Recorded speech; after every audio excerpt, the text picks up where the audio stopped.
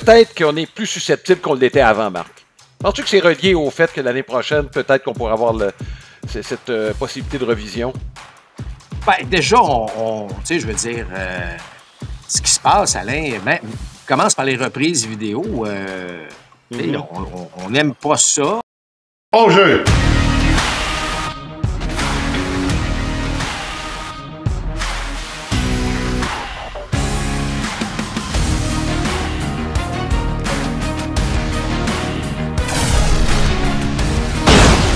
Deuxième prise! Compte complet! Le balado Côte complet est présenté par Don Match, à Boucherville et au Saguenay, votre centre d'entraînement et boutique de baseball avec cage de frappeur intérieur et lance-balles. Fier partenaire de votre passion.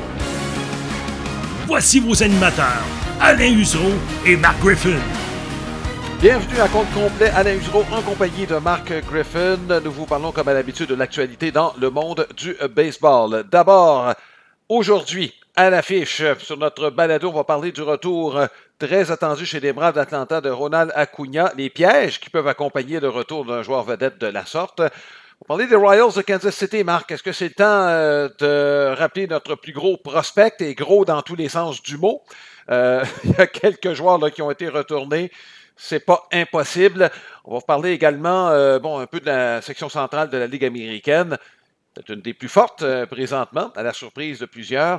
On va parler des Red Sox de Boston. Est-ce que le trio s'en vient? Il y en a 2 sur 3 là, qui ont monté. La fin de semaine, quand même, un peu rocambolesque d'Abraham Toro.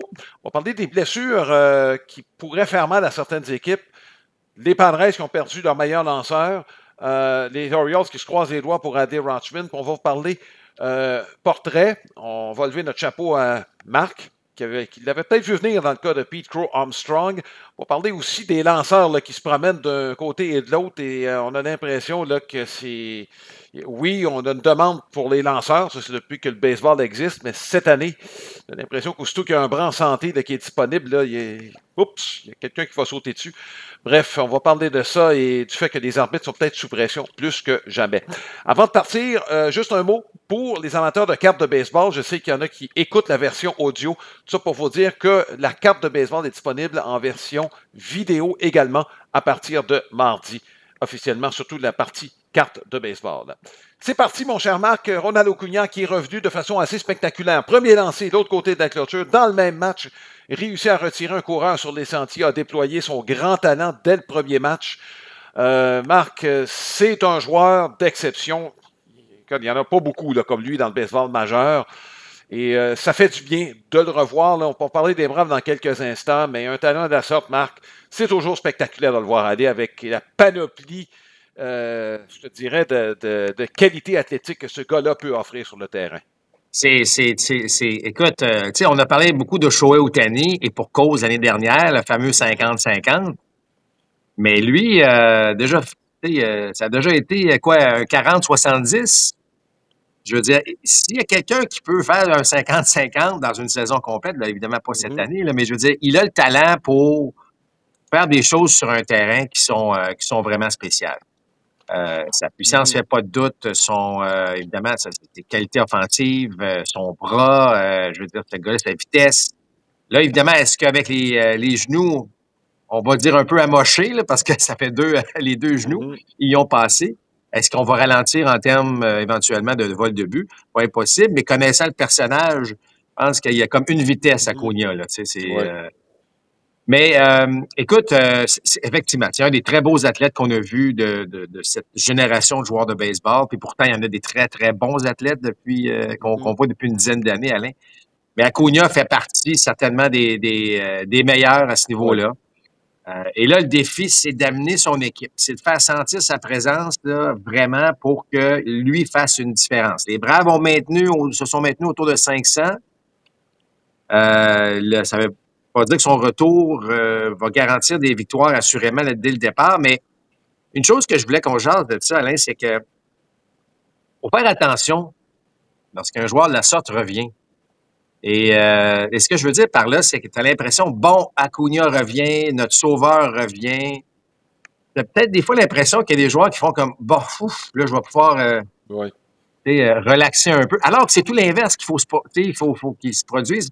pas senti les Braves qui étaient vraiment là. Bon, on a le retour d'Acuna. Je sais pas, j'ai comme pas senti que on était parti pour la gloire. Ça va peut-être prendre un certain nombre de matchs, mais il faut faire attention, hein, dans le sens que on a l'impression que OK, il arrive, on peut maintenant là, se croiser les bras et le regarder aller. Alors que, comme j'ai mentionné, faut le suivre. Il faut voir qu'est-ce qu'il fait. Il faut être en mesure au contraire, d'en ajouter là, pour que les Braves puissent tenter de rattraper soit les Mets ou les Phillies. Et c'est 2 grosses semaines qu'attendent les Braves, Marc. Philadelphie en début de semaine, Boston au cours du week-end au Fenway, je pense au Fenway Park. Si je ne me trompe pas, je vais revérifier. Non, c'est à domicile. Mais par la suite, on part dans l'Ouest. Arizona, San Francisco. Marc, je n'irai pas jusqu'à dire que la saison va se jouer là. On peut jouer pour 500.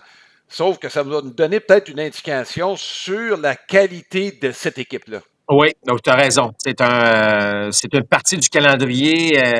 D'ailleurs, je suis convaincu que les dirigeants des Braves se disent si Acuna peut revenir avant cette partie-là du calendrier, ce qui est le cas. C'est un bon test. Un bon test. Encore une fois, moi, j'ai toujours dit dans le baseball moderne, tu joues 500 à la pause du match des étoiles, tu as une chance. Sauf que ça se peut qu'une certaine année, il y a des équipes qui se démarquent davantage, puis que là, ta chance à 500 commence à être minime, mais il faut que les Braves, on s'est retrouvés à 500, Alain. Puis là, finalement, on a eu... Exact. Alors, mais je pense que pour le baseball, de voir un Acuna Junior de retour, je veux dire, c'est quelque chose d'extraordinaire. Ce gars fait vendre des billets, tu veux le voir jouer. J'ai juste hâte de voir son comportement un petit peu plus sur les sentiers. Parce que inévitablement, Alain, ça se peut que son comportement change un petit peu. C'est là qu'il s'est blessé la dernière fois là, en tentant de voler le 3e. Puis là, finalement, il y avait un jeu, là, on a tenté de le surprendre, puis pouf, c'est là que le genou a cédé. Fait que c'est sûr que ça peut laisser des traces parfois là, dans la tête du joueur, mais ça reste que quand même un des plus beaux joueurs à voir jouer là, au cours des dernières années. On va parler de la section centrale, Marc. On va commencer par, non pas des Tigers, des Royals de Kansas City. Au cours des derniers jours, Hunter Renfroe a été retiré de la liste des 40, pas seulement de la formation. Il ne faisait plus rien, Marc. Je me demande s'il en reste encore dans le réservoir. Là. Malheureusement pour lui, c'est une belle carrière. J'ai comme l'impression que ça sent la fin. Kevin Biggio, en fin de journée hier, on n'a pas annoncé de rappel. Ça sent, Marc, Jack Caglianone. On se doutait que ce gars-là, dans la mesure où il était pour produire au niveau 2A et 3A cette année, que ce gars-là allait jouer avec les Royals plus tôt que tard. C'est un choix de première ronde l'année passée, l'Université de la Floride.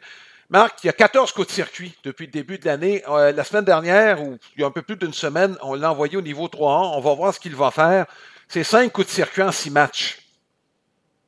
Là, on dit, il est peut-être vulnérable un peu sur les balles à effet. Là, je pense qu'il est rendu de la bouillie pour les chats. Là. On va lui faire de la place. Je pense, écoute, Biggio, si on n'a annoncé personne, j'ai bien l'impression, au moment où on se parle, on est lundi matin, ça se peut quand vous allez regarder ou écouter ce balado-là, que Caglianone ait été rappelé. Mais toujours est-il, Marc, que ce gars-là s'en vient, puis on entend déjà son pas à Kansas City. Le baseball a beaucoup changé, Alain. Et les années où il faut laisser le gars avoir 1000 présences dans les mineurs, c'est terminé, ça. C'est dans le sens que si vous avez un exceptionnel, vous avez un gars qui peut vous aider maintenant, même s'il a peu d'expérience.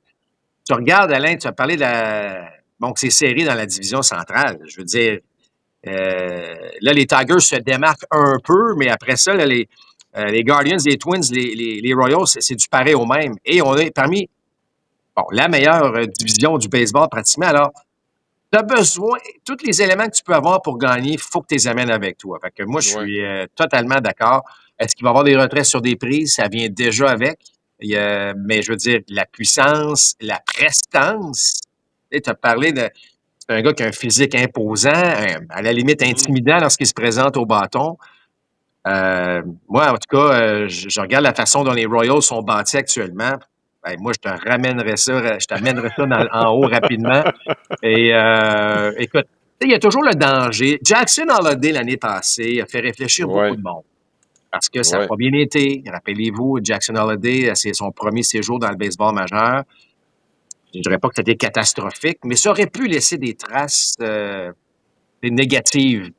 Ouais. Alors, tu sais, je comprends les organisations, Alain, d'être un petit peu plus prudent, puis de peut-être analyser, de suranalyser. Est-ce que il est vraiment prêt? Est-ce que notre échantillon 3 est assez large? Bon, mais à un moment donné, tu sais, je veux dire, comme tu l'as dit, c'est 14 circuits, Alain, on n'est même pas au mois de juin, là.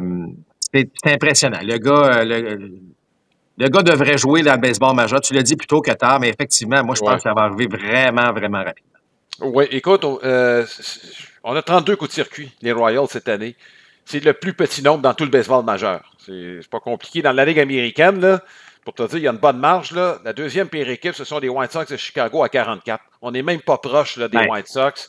On a cruellement besoin de quelqu'un qui est capable de frapper la longue balle. Écoute, Alain, on n'accorde pas de points. On accorde on a accordé 177 points, mais on a un différentiel de plus 2. Je veux dire, juste un peu d'attaque, là, puis cette équipe-là, je veux dire, peut vraiment lutter avec les Tigers jusqu'à la fin. Alors, là, ton gars peut être à la portée de l'attaque. Là. Je veux dire, Caglione est impressionnant. Je veux dire, en tout cas, je ne sais pas qu'est-ce qui retient là, présentement les Royals, mais ça doit pas tenir à grand-chose. Oui. Brièvement, Marc, on va parler des Tigers et des Twins, puis des Guardians. Les Guardians vont bien. Ils ont perdu Ben Lively, malheureusement. Est-ce qu'on va être capable de compenser sa perte? Ils réussissent toujours à se maintenir, Marc. La relève, c'est pas aussi dominant que l'année passée, mais elle est assez bonne pour permettre de gagner des matchs serrés. Ça va être difficile de soutenir ce rythme-là, Marc, mais au moins ce qu'on a constaté dans les derniers matchs, c'est qu'il y a une montée. Quand on regarde le différentiel, là, il y a une amélioration. Donc, ça porte à penser que ça va être quand même une lutte qui pourrait permettre, est-ce que, comme l'an passé, Marc, à 3 équipes de la centrale de faire des séries? J'aurais pas parié là-dessus en début de saison, mais là, force est d'admettre que ça pourrait être le cas facilement. Et tu as raison de dire ça va mieux. Cleveland a encore un différentiel qui est négatif, mais ça s'améliore. Tu fais bien de le mentionner, mais Lively, c'est sûr que c'est un bras. On cherche des manches. Tout le monde cherche des manches à lancer, de qualité. Alors, tu perds un gars comme ça, c'est sûr qu'il n'est pas facile à remplacer. Mais quelle belle section! Tu sais, longtemps, là, ça a été une section, on va se le dire, là, qui était facile à gagner. Tu avais l'impression. Là, c'est plus le cas. Écoute, la prestation de Tarek Skubal au cours du week-end avec les Tigers de Détroit. Tu as parlé des Guardians. Les Twins qui ont été, ma foi, sur une lancée extraordinaire. C'est bon pour le baseball. Là. Je reviens souvent là-dessus, mais on ne parle pas de gros marchés, là. On parle des marchés là, qui ne sont pas considérés comme des marchés majeurs, mais on joue de la saprée bonne balle. Les Tigers, Alain, ont fait leur devoir au cours des dernières années. Il y a des surprises. On a parlé des Tigers récemment avec le Torkelson, avec Abby Baez.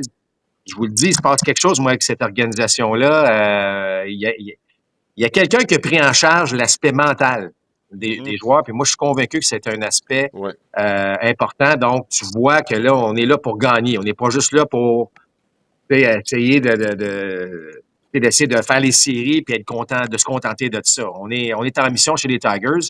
Et ça pousse, selon moi, les autres équipes, Alain, à se démarquer davantage parce que la pression que la meilleure équipe met dans la division, c'est comme, hey, écoute, faut suivre la cadence, on ne peut pas s'éloigner. C'est pour ça qu'on a du très bon baseball dans cette division-là. Oui, et Marc, je veux juste revenir sur Skubal et sa performance de dimanche. Il a réussi un Maddox, match complet, moins de 100 tirs, 2 coups sûrs, pas de but sur balle, 13 retraits sur des prises, son dernier lancé 103 000 à l'heure. Je veux juste dire, Marc, généralement, des Maddox, ce n'est pas des lanceurs de puissance, parce qu'on a besoin de beaucoup de tirs pour retirer des frappeurs au bâton, donc c'est plutôt inhabituel de voir un lanceur de ce type réussir un Maddox. Est-ce qu'il l'a fait autour de 2 heures? Oui, parce qu'un vrai Maddox, là. Oui, c'est en ajoute une couche, là. Oui, non, je blague, mais tu as raison, Alain, parce que les retraits sur des prises, aussi impressionnant que ça puisse être, c'est que ça prend de l'énergie, là, ça prend des tirs, ça prend. Alors, écoute, tout le monde savait que Skubal était parmi les meilleurs, certainement parmi les 3 meilleurs lanceurs du baseball. Et là, dans cette prestation-là, je vais te dire une chose, il n'y avait même pas l'air dans la même ligue. Il maîtrisait tout parfaitement. Il a lancé 22 balles dans tout le match. Donc, non, écoute, c'est ça. En tout cas, lui, là, il est déjà très, très bon, mais dans sa préparation d'avant-match, de ce match-là, j'espère qu'il a retenu ce qu'il a fait, puis de le refaire constamment. C'est le temps de la question de la semaine, une présentation de Sylmar Autoville. C'est votre détaillant pour des pneus de voiture et de camions antiques et classiques. Consultez de www.sylmar.ca. La question, ça porte sur la section centrale. Selon vous, est-ce que les Tigers vont résister aux Twins, aux Royals, aux Guardians? Il y a 3 équipes qui courent après les Tigers. On vous propose de nous écrire sur cette question. Il faut aller sur notre site internet, comptecompletbalado.com ou sur notre page Facebook, facebook.com/comptecompletbalado. Le baseball, c'est plus qu'un divertissement. Après des mois d'inactivité, on veut bouger sur des terrains de balle. Rendez-vous au baseballquebec.com. Débranche tout et on va jouer dehors. Ce sera ton été de baseball. Alain, c'est le moment de souligner notre partenaire principal, Plan de Match. C'est quoi Plan de Match? C'est une boutique de baseball, évidemment une boutique à Boucherville. Il y en a une autre au Saguenay. Et celle, évidemment, à Boucherville, cage de frappeur, cours privé, tout l'équipement nécessaire, boutique en ligne. Alors, c'est vraiment la place pour le baseball. Allez donc visiter leur boutique en ligne, c'est extraordinaire. Je vous rappelle aussi que la meilleure façon de nous rejoindre ou en fait de s'en savoir plus sur notre balado, visitez notre site internet comptecomplet.com. On va parler des Red Sox de Boston. Pas mal de choses en fin de semaine. On a rappelé Marcelo Mayer, c'est un du Big Three. Christian Campbell a commencé l'année avec l'équipe et Marcelo Mayer s'est amené. Il reste Roman Anthony, Marc. Il n'y aura pas de place pour tout le monde. C'est parce que je regarde un peu la position. Roman Anthony, Marc, cherche juste une ouverture. C'est un voltigeur. On a nos 3 voltigeurs. Anthony, je regardais sa fiche, Marc, frappe pour plus de 3 ans. Il y a un peu de puissance. C'est une machine à but sur balle. Un MPP, vous comprendrez, au-dessus de 900. Là, on est en voiture. Est-ce que il va y avoir des transactions inévitablement? Je ne peux pas croire qu'on va être capable de garder tout ce monde-là chez les Red Sox. C'est une très bonne nouvelle, ceci étant dit. On a toutes les raisons au monde d'être ravis d'avoir 3 joueurs en même temps qui arrivent. C'est juste qu'à un moment donné, il y a quelqu'un qui va partir. Oui, mais Alain, il faut faire attention parce que, tu sais, Bregman est blessé. Oups! Alors, t'en perds un autre. Fait qu'à un moment donné, c'est correct d'avoir, évidemment, cette profondeur. À long terme, je suis tout à fait d'accord avec toi. Tu sais, à un moment donné, tu peux pas avoir autant de joueurs qui veulent avoir un poste régulier avec l'équipe.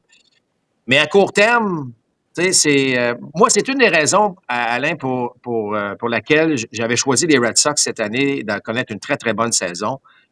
C'est parce qu'on avait ces options-là. Les gars pouvaient venir. Bon, Campbell, c'était un très, très bon début de saison, même excellent. Là, il est dans un passage à vide. Son premier passage à vide dans le baseball majeur. Alors là, on va voir comment lui peut se comporter, comment il va s'en sortir. Le meilleur qui arrive avec un coup sûr dès son premier match. Il y a du talent, là. Il y a du talent, c'est clair. Puis, je vais te dire une chose, Alain, lorsque ces joueurs-là sont rappelés, là, ces jeunes-là, ça va faire pousser les autres un petit peu plus, là, parce que tu viens de le dire, il va y avoir une bataille à l'interne. Fait que, tu sais, moi, je me souviens, lorsque j'étais joueur, je me disais, OK, là, il faut que j'aille me positionner dans les ligues majeures, par exemple, avant que Cliff Floyd et Rondell White arrivent. Tu comprends? On n'est pas fous, là. On sait que ces gars-là s'en viennent. Alors, il faut que tu essaies de... Alors, ça crée cette pression-là, si tu veux, ou cette manière de jouer où que, là, il faut que je produise. Je ne veux pas que je cherche le midi à 14h, il faut que je produise. Alors, c'est pas mauvais de créer ça. C'est pas tous les joueurs qui sont bien dans ça, mais pour le bien de l'équipe, par contre, ça, c'est quelque chose de fort intéressant. Fait que tu es obligé de te donner. Tu es obligé d'avoir le rendement nécessaire. Moi, je pense que ça peut créer quelque chose de bien, bien le fun à l'intérieur des Red Sox. Marc, on va s'amuser, là, on va porter notre chapeau de directeur général. Là. Bregman revient. Bon, première hypothèse. Bregman revient, les 3 sont avec l'équipe. Là, on en avait déjà parlé, Marc. Quand Casas s'est blessé, là, on ne pense pas qu'il va revenir, je pense, avec les Red Sox de Boston. Là, ça prend la place pour faire jouer ces gars-là. Au 2e but, Campbell semble installé. Story, il y a un gros contrat.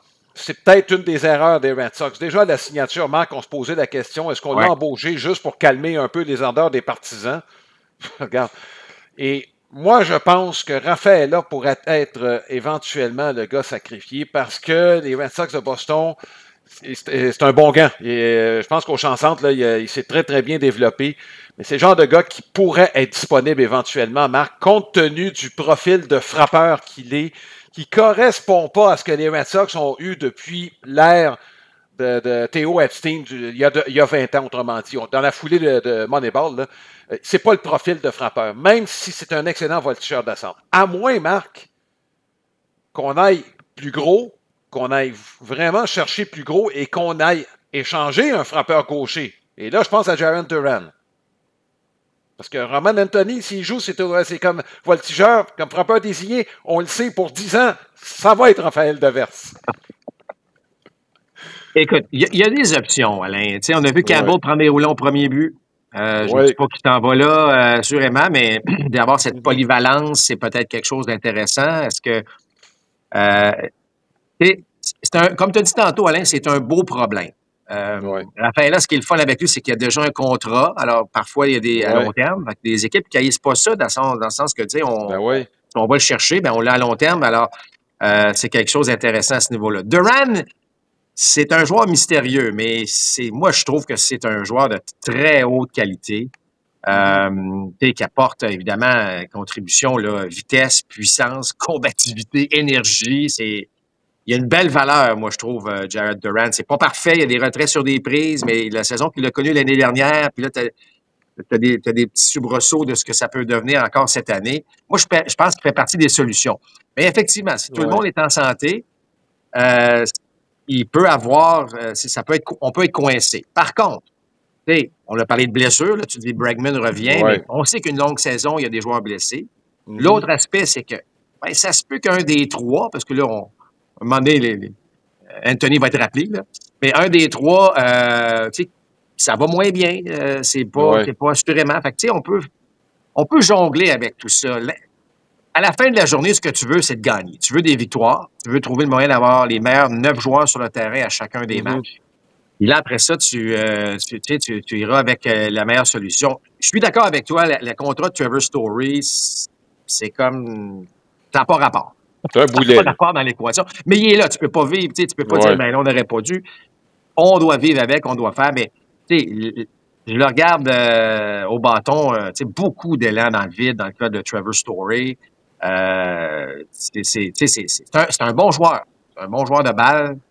Mais lui, je pense pas qu'il fasse partie de la solution pour les Red Sox. Sans lui, les Rockies. Bon. En tout cas, je ne sais pas si c'est les Rockies actuellement, là, mais... Il s'ennuie de son domicile, on va dire. On pourrait mettre ça d'une autre façon. Marc, Abraham Taureau, en fin de semaine, il a fait plein de trucs. Il a frappé des circuits dans 2 matchs d'un programme double, dans chacun des 2 matchs. Il n'y a pas le choix, Marc. Il faut qu'il se démarque avec les jeunes dont on vient parler. Bien évidemment, ça a un effet domino sur tout le monde. Tu sais, Romy Gonzalez va revenir. Il y a David Hamilton qui est capable de jouer à l'avant-champ, qui apporte un élément vitesse. Bref, ça va se bousculer à un moment donné. Là, en frappant de la sorte, Abraham a monté sa cote, a eu un autre bon match dimanche. Il a même lancé dans une course gagnante. Dans des circonstances un peu spéciales. Mais c'est quand même un bon week-end là, pour le Québécois. Tu sais, Alain, contrôle ce que tu peux contrôler. Souvent, c'est ça. Il y a des affaires que tu ne peux pas contrôler dans une carrière, dont parfois ton temps de jeu. Puis lorsque tu es sur le terrain, essaie d'avoir un impact. Essaie de faire quelque chose qui va faire en sorte qu'on force l'organisation. C'est exactement ce qu'il fait. Exactement ce qu'il fait. Moi, là, je veux dire, Abraham Taureau, j'ai beaucoup d'admiration pour lui. Début de carrière extraordinaire, rappelle-toi, avec les Astros. Il a cédé après ça. Rappelle-toi, là, il était en série mondiale, il ne faisait pas partie de la formation, mais il était avec l'équipe, il prenait du galon, de l'expérience. Puis là, évidemment, part, puis là, fait le tour de quelques équipes, puis ça n'a pas été toujours facile, puis là, retourner dans les mineurs. Alain, quand tu goûtes aux ligues majeures, là, tu es retourné une première fois, puis là, tu reviens dans les ligues majeures. Il y il y a un monde de différence. Puis c'est pas juste parce que tu joues dans des grands stades. Tu sais, c'est un monde de différence à tout point de vue. Les ligues mineures, il y a une raison pourquoi il y a des ligues mineures, puis les ligues majeures, ben, il y a une raison pour laquelle c'est les meilleurs au monde. Alors, et lui, là, il passe d'organisation en organisation, mineur, majeur, et il n'abandonne jamais. Ce gars-là retourne dans les ligues mineures, performe, produit, s'arrange pour être rappelé. C'est pas facile ce que ce gars-là vit. Là. C'est une carrière. Il mérite amplement tous les succès qu'il a présentement parce que c'est pas évident. Tu sais, Édouard Julien est en train de le vivre un peu. Là. C'est pas facile ce qu'Édouard vit, mais Édouard le vit à l'intérieur d'une organisation là, présentement. Je dis pas que c'est facile, mais imaginez le faire avec 3, 4, 5 organisations différentes. C'est pas évident. Et là, ben, il s'en vient. Il y a une équipe où les attentes sont élevées. Et il fait ce genre de week-end-là. Ce qu'il contrôle, il le fait très, très bien. Donc, ce gars-là, si ça se terminait aujourd'hui pour Abraham Taureau, ça serait chapeau. Il a tout fait pour réussir, pour rester dans les ligues majeures. Alors, moi, j'ai beaucoup d'admiration pour ça. Puis le fait qu'il a lancé, c'est juste drôle. Moi, ce que je trouve spécial, Alain, c'est que j'haïssais pas ça, moi, comme joueur, là, ce qu'on se faisait complètement démolir, puis qu'il y ait un de nos coéquipiers qui allait lancer, puis on riait de ça. Là, je suis moins certain dans le sens que là, c'est rendu qu'on lobe pratiquement la balle au marbre. Là, je trouve que ça devient une risée. Tu sais, à l'époque, je te dis pas de faire le José Canseco puis de lancer tellement fort que tu dois subir l'opération type Tommy John. Ça c'est l'autre extrême. Mais, tu sais, il y a peut-être moyen là, tu sais, de lancer un peu différemment. Moi, je trouve là, que là, on ridiculise l'aspect de... Le fun qu'on avait là-dedans, tu sais, Abraham a certainement eu du plaisir si on lui demandait, il disait, écoute, c'est le fun, là. Tu sais, moi, je lançais des petites ballons au marbre. Puis... Mais je ne sais pas, moi, je suis un peu de moins en moins enchanté de voir la façon dont on réagit à ce niveau-là. Oui, écoute, il y en a qui se posent la question, est-ce que entre guillemets, le mercy rule devrait s'appliquer, ça c'est au niveau international, lorsqu'il y a un certain écart, le match prend fin au-delà de 4-5 manches, dépendant des tournois. Peut-être une réflexion à faire là-dessus. Mais comme tu dis, effectivement, là, et dans le cas d'Abraham, il a poussé ça un peu, je veux dire, généralement, ça arrive 50-60, et là, ça arrivait à 40 000 à l'heure. Mais il n'est pas le seul, hein? Il n'est pas le seul. Non, mais c'est assez exceptionnel. Marc, rapidement, quelques blessures qui ont marqué la dernière semaine, le dernier week-end, en fait. Ça, c'est un gros morceau. Michael King avec les Padres de San Diego, qui est un des meilleurs lanceurs de la Ligue nationale depuis 2 ans, depuis qu'on l'a acquis, des Yankees de New York. S'il fallait qu'il rate du temps et prolongé, je veux dire, tu vas remplacer des manches par un lanceur qui n'aura pas ce rendement-là, c'est clair. Ah, écoute, Alain, c'est clair. C'est clair. Puis, disons que les Padres ont leur défi là, au cours de la dernière semaine. Là. Ça n'a pas été une très bonne semaine là, pour San Diego. C'est un dur coup. Moi, c'est un gars. Moi, je me rappelle, dans la transaction, je trouvais que Michael King allait exploser. J'anticipais qu'il allait vraiment connaître du bon. Moi, je l'aimais beaucoup avec les Yankees. Un des gars que j'aimais beaucoup à l'époque, il était avec les Yankees. Je suis pas surpris de le voir connaître du succès avec les Padres, mais écoute, ça fait partie du sport. Les blessures font partie du sport. Et puis lorsque tu as un joueur d'impact comme ça, là, qui donne des départs de qualité, là, on a l'impression qu'ils sont de plus en plus rares. Là. C'est un dur coup. C'est un dur coup. Puis effectivement, c'est pas un gars qui peut être remplacé par un autre carrément, puis dire OK, vas-y, puis fais le même rendement que Michael King. Là, je trouve que la rotation des Padres, là, c'est un dur coup de perdre un gars comme ça. Oui, et Adley Rutschman, on se croise les doigts chez les Orioles de Baltimore. Il y a quelques défis, Marc. On manque de voltigeurs. C'est pas compliqué, là. Là, c'est Laureano, c'est le dernier en liste qui est tombé. Et on a d'ailleurs mis sous contrat du baseball majeur Cooper Hummel, Marc. Il faisait partie de l'organisation des Yankees, qui avait une clause dans son contrat qui lui permet de sortir. Probablement qu'il y a eu des négociations, tu comprends, non formelles avant. Mais là, chez les Orioles, c'est ça. Une saison de misère qui se poursuit sans grande conviction. Puis Rutschman, s'il devait tomber, Marc, oups.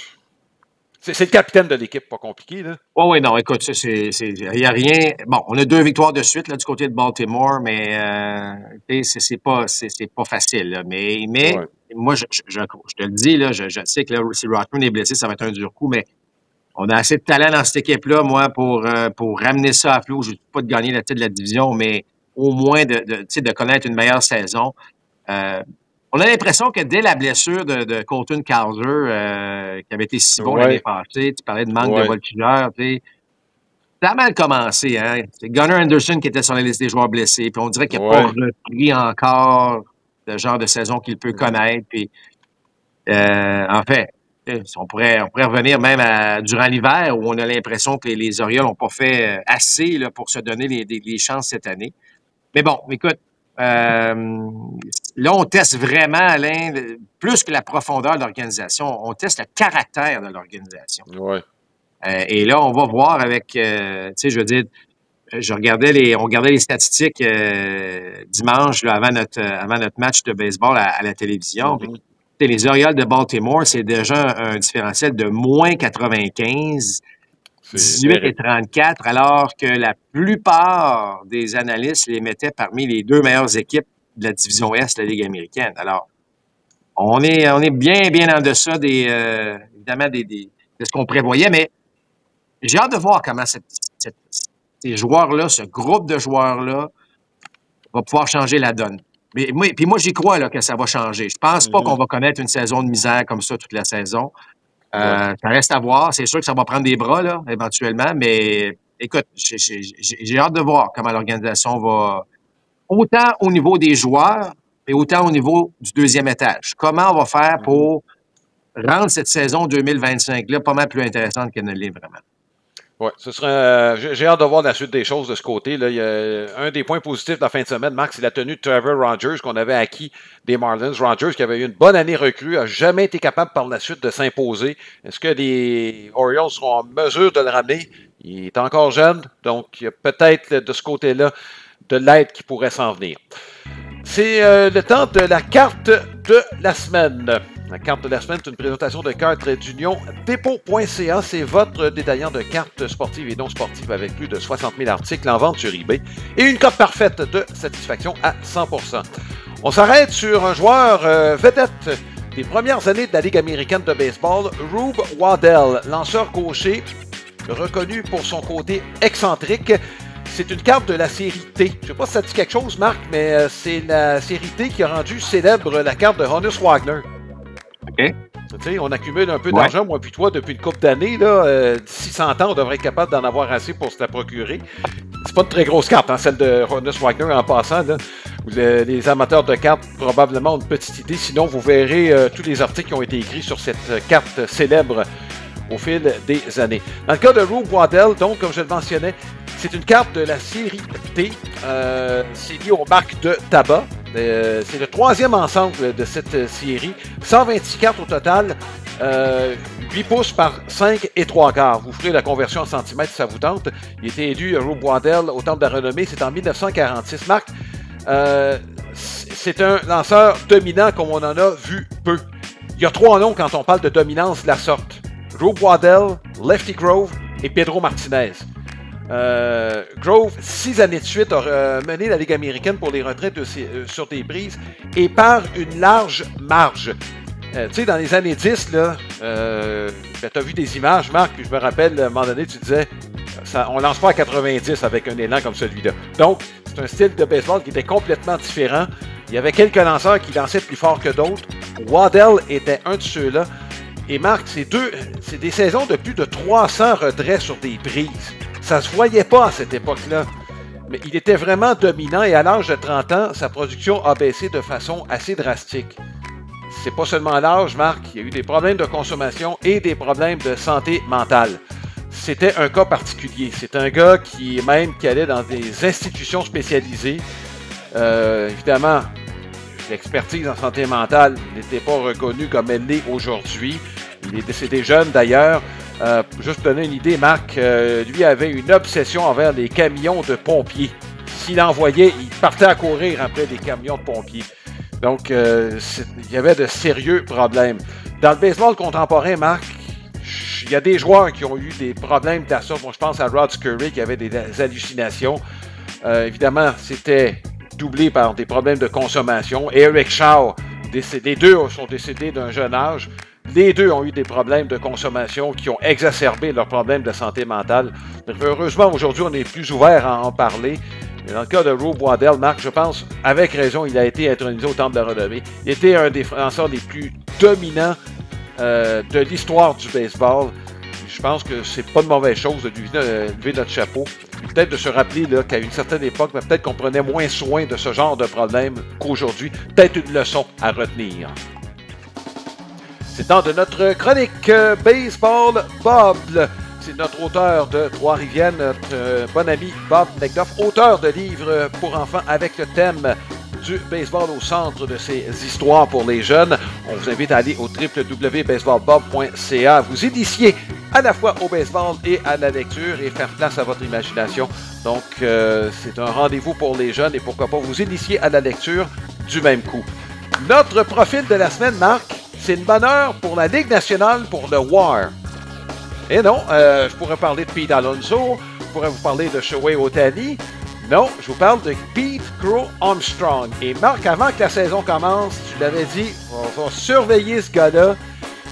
Effectivement, il nous avait épaté par son jeu défensif l'année passée. Il nous avait épaté par sa très grande rapidité. Cette année, Marc, c'est complètement autre chose. Là, il a déployé une production offensive. Je ne sais pas si dans tes rêves les plus fous, tu l'avais prévu. C'est un MPP près de 900. Il a 14 coups de circuit. Chapeau, Marc. Je vais te laisser parler de Pete Crow Armstrong parce que vraiment, quand la saison a commencé, c'est un des noms que tu avais soulevé comme quelqu'un qui pouvait effectivement exploser. Ben, écoute, premièrement, j'aime l'ensemble du joueur dans le sens que c'est un gars qui a des fibres rapides, un gars qui a un sens du jeu, un gars qui... mais surtout, c'est que mécaniquement, je trouvais à l'attaque, je regardais ses présences au bâton, les retraits sur des prises, puis tu sais, parfois, Alain, un petit ajustement à gauche, à droite, puis oups! Tu sais, je voyais qu'il y avait de l'espace pour s'améliorer. Comme je le voyais pour Gunnar Anderson lorsqu'il est arrivé, dans le sens que je voyais tout de suite que ce gars-là pouvait, selon moi, être un des joueurs dominants du baseball. Je suis pas parfait, là, ceci étant dit, là, j'en ai des joueurs que j'ai déjà vus que je trouvais qu'ils avaient de l'allure puis que finalement, et tout l'inverse. Mais Pete Crow Armstrong, c'est ça, c'est...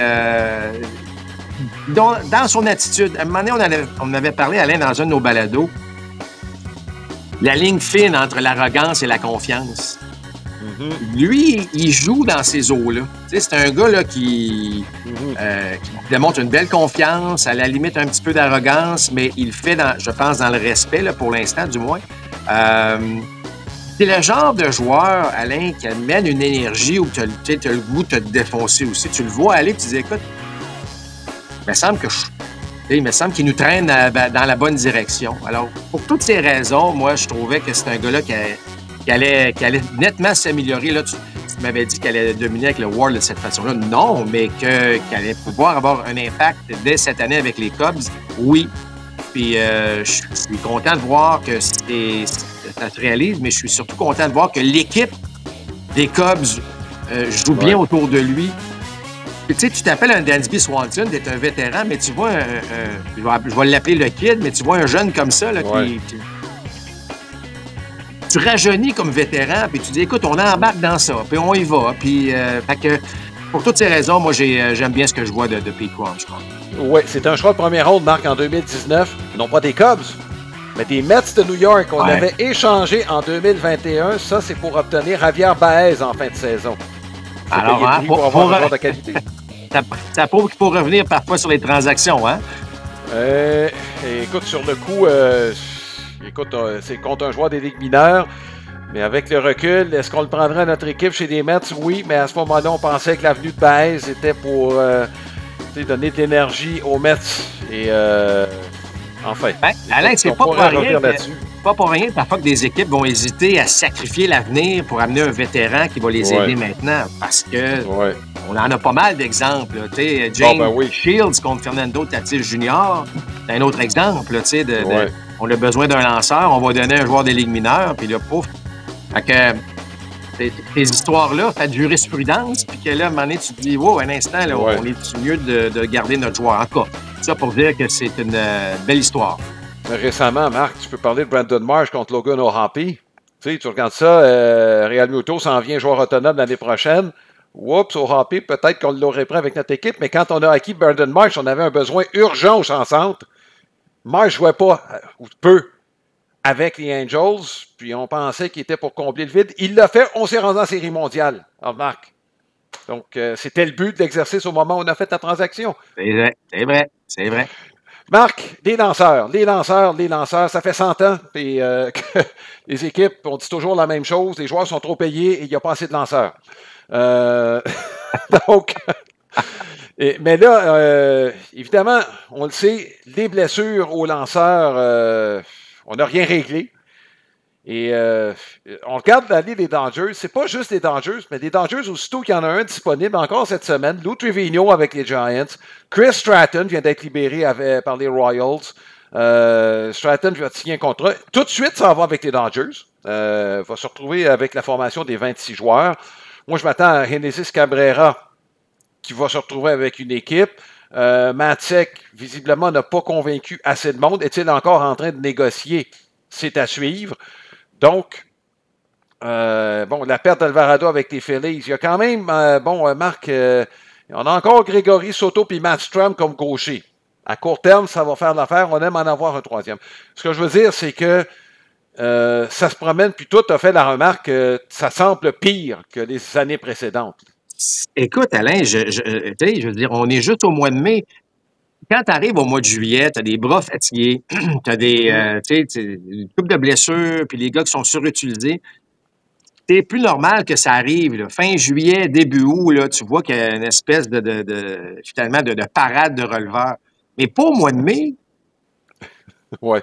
Là, on est au mois de mai, Alain, puis tu as raison. Là, aussitôt qu'un joueur qui devient disponible puis qui a l'air d'être pas pire en santé, pouf! Je veux dire, c'est... Ouais. Et puis, on parle des Dodgers, mais écoute, on fait le tour des équipes. Là. Il y a une rotation incroyable. En tout cas, je trouve que la quantité là, de joueurs qui deviennent disponibles puis qui changent de camp, puis que, ou des joueurs qui sont rappelés du 3A, qu'on essaie 2-3 matchs, qu'on retourne parce qu'on va en rappeler un autre. Parce que ça fait... Écoute, je trouve que le changement au niveau des releveurs, là, je précise au niveau des releveurs, moi, je ne me rappelle pas d'avoir vu ça. Ouais. Et surtout pas tôt de même dans la saison. Mais Alain, en fait, on ne devrait pas être surpris. Regarde les partants qui vont de moins en moins loin. On donne de plus en plus de tâches aux releveurs. Puis on leur demande de faire ça 4 à 5 jours semaine. Mm-hmm. Je ne suis pas sûr que physiquement, c'est tenable, tout ça. Alors, quand tes partants allaient 7-8 manches avant, là, tu pouvais contrôler la santé de tes bras des releveurs bien facilement. Et là, écoute, c'est 5 manches, puis on est content du partant. Fait ça découle, là. Il y a des raisons pour lesquelles ça arrive. Puis moi, je suis convaincu que ça commence par le fait que les partants ne lancent pas assez de manches ou lancent beaucoup moins de manches. Ouais. Et que là, ça découle sur les releveurs qui, eux, à un moment donné, ne sont pas capables de suivre la cadence. Et pour cause. Et pour cause. Oui, exactement. Marc, les arbitres. Les arbitres, l'année prochaine, ça se pourrait que le robot arrive. Ce ne sera pas permanent. On va probablement utiliser le même mode operandi que dans le baseball mineur, c'est-à-dire demande de revision avec la zone de prise électronique. Je ne sais pas s'il y a plus de tension.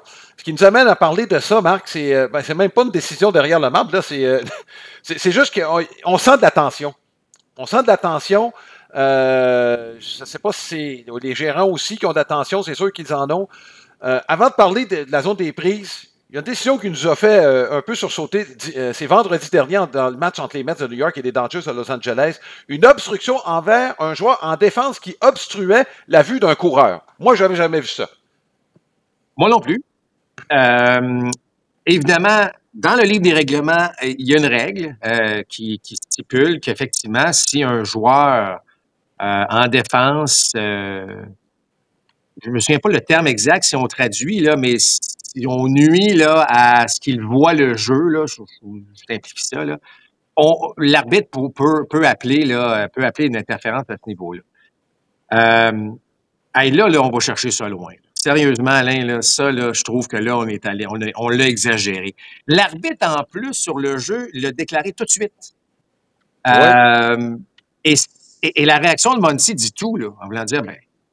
Alors, dans ce cas-ci, c'est qu'une balle frappée au champ droit.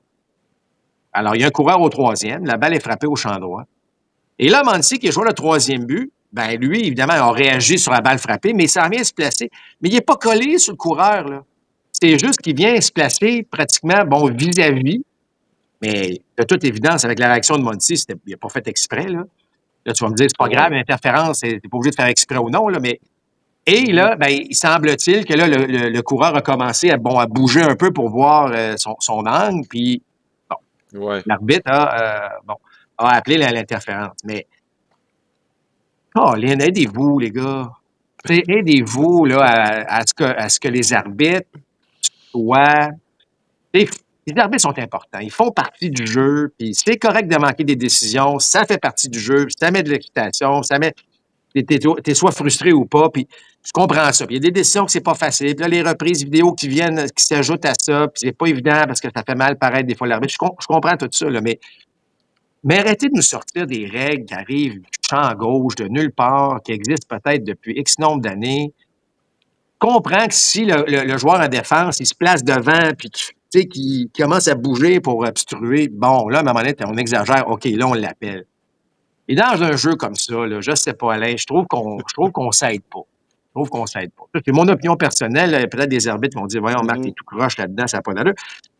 Je fais juste aller dans le gros bon sens des fois. Je sais que c'est écrit, mais il y a le gros bon sens. Puis des fois, on peut-tu utiliser cette manière de penser-là pour pas que on parle constamment négativement des officiels. Je veux dire, ils sont bons, ce sont les meilleurs au monde, ils vont en rater absolument, mais d'arriver avec des obstructions de la sorte ou des règles qui sortent du champ gauche de même, j'aime moins ça.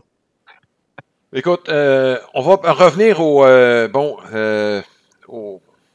aux décisions des officiels derrière le marbre et le fait que peut-être qu'on est plus susceptible qu'on l'était avant, Marc. Penses-tu que c'est relié au fait que l'année prochaine, peut-être qu'on pourra avoir cette possibilité de revision? Ben, déjà, je veux dire, ce qui se passe, Alain, commence par les reprises vidéo.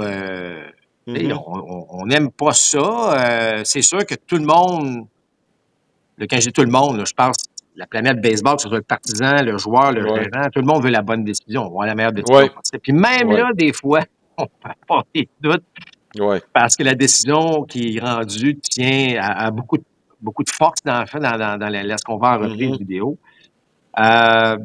C'est sûr que c'est pas l'idéal. Je veux dire, un arbitre peut très mal paraître. C'est pas impossible, Alain, qu'on voit parfois 4 jeux au premier but où il y a 4 reprises, puis 4 fois on renverse la décision. Là. Le gars paraît pas bien. Moi, je pense par contre qu'à un moment donné, Alain, je ne sais pas qu'est-ce qui se passe avec les officiels, mais il faut parfois, j'aimerais ça parfois que, pas qu'il y ait une discipline, mais que, je ne sais pas ce qui se passe derrière les portes closes, mais je regarde, revenons rapidement là, sur le cas de Walker Buehler, là, où l'arbitre a vraiment, là, selon moi, provoqué les choses. Y a-t-il moyen qu'on...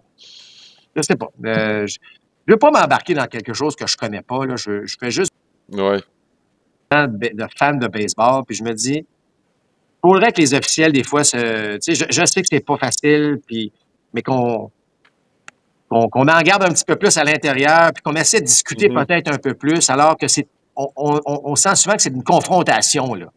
Alors qu'on pourrait être plus en mode solution parfois ou en mode discussion.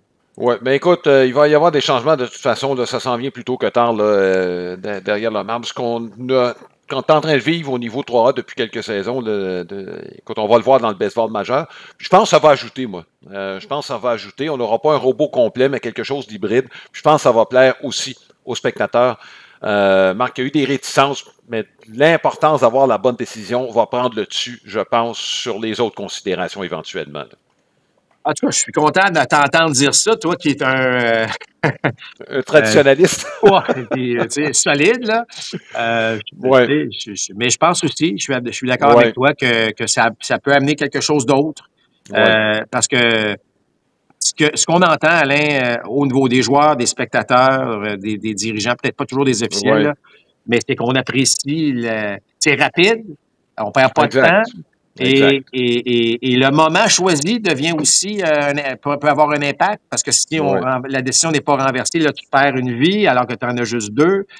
Bon, fait qu'il y a un petit jeu à ça aussi. Moi, je pense que ça peut devenir bien le fun. Oui. Ouais. Mais on verra comment les officiels se comporteront à ce niveau-là. Oui, et comment les équipes vont les utiliser, hein, ces demandes de réclamation? Peut-être à certaines occasions, il y a même des consignes. Vous ne faites pas de réclamation au cours des 3 premières manches. C'est le genre de choses, Marc, qu'on pourrait... c'est intéressant de voir comment, effectivement, on va s'ajuster à ce genre de règles-là. L'horaire des matchs cette semaine est une présentation de Lester. C'est le maître du smoked et des hot dogs depuis 1931, que ce soit pour un match, une réunion entre amis, un barbecue, un festin en famille. Lester est toujours au rendez-vous, disponible chez votre épicier préféré. Il n'y a pas de match mercredi, donc lundi et dimanche. Lundi, 20h30. C'est pas une erreur. Les Marlins, on verra Otto Lopez contre les Padres de San Diego qui en arrachent en attaque, même si c'est une équipe qui est quand même très intéressante. Ils ont plusieurs joueurs de très grande qualité. Donc, c'est un match qu'on vous présente à RDS 2. Et dimanche, ben ça, c'est à ne pas manquer. Yankees-Dodgers, c'est la reprise de la dernière série mondiale. Certains croient qu'on va les revoir encore cette année. Rien n'est moins sûr. Il va falloir d'abord passer au travers d'autres excellentes équipes. Donc, on sera au début du mois de juin, le 1er juin, dimanche, compté de 19h à RDS 2. Voilà ce qui complète ce balado. J'espère que cela vous a plu. On se souhaite une excellente semaine de baseball. À très bientôt. Balado compte complet vous a été présenté par Plan de Match à Boucherville et au Saguenay, fiers partenaires de votre passion.